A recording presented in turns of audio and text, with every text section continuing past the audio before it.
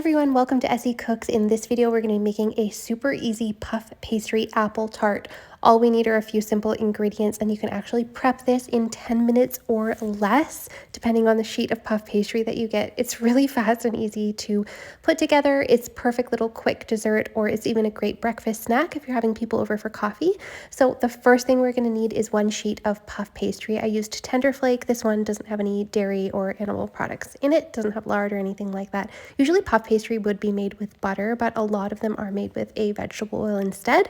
So if you're looking for a vegan option, those are usually available just in the freezer section at your grocery store. Now, I've gotten a puff pastry sheet before that was already thin, already rolled out, which is very convenient. It took me like 5 minutes to put these together, but in this case, I actually had to roll the puff pastry sheet out, so it just took a little bit longer.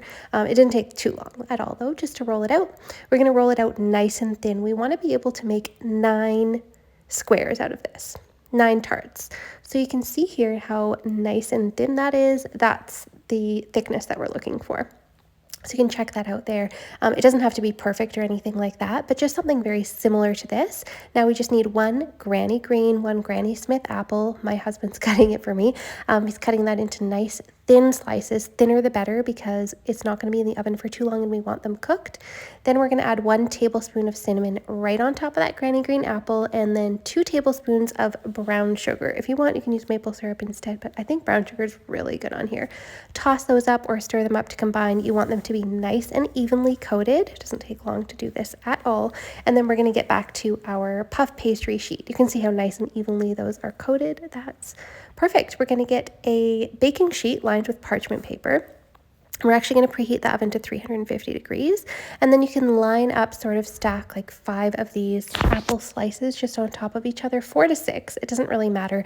They just need to fit into the squares that you cut of your puff pastry. And back to that, we're going to cut that into 9 equal squares. You can use a pizza cutter, a pastry cutter, a knife, whatever you want. Just cut that into 9 nice equal squares.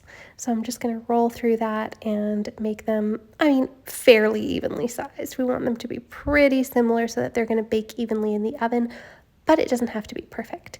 Now I'm going to grab those and I'm going to start placing them. Don't mind the cinnamon on there. I was just checking to make sure my apple slices fit. Now I'm going to grab each one of those little pastry puff squares and I'm going to place them on top of the apple. So see, you want it to fit all the way around, and we just want to press down the edges so it's going to cook nicely. Just gently press those down. We're going to do the same thing over all 9 little apple clusters, and if you need to adjust the size of the apple clusters, you can, to make sure that the puff pastry fits on top.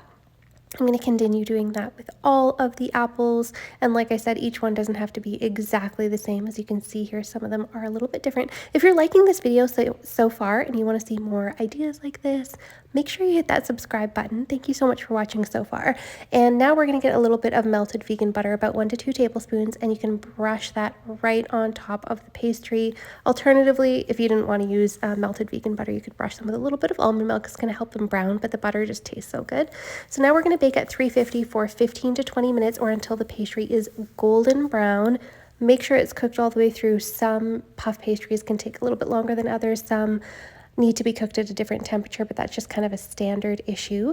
Now, when you're flipping them over, you want to shimmy a little bit with the spatula so it doesn't get stuck and so it doesn't fall apart. So just give those a little shimmy like that and flip them over, because we're going to be serving them apple side up. Look at that. That looks so good.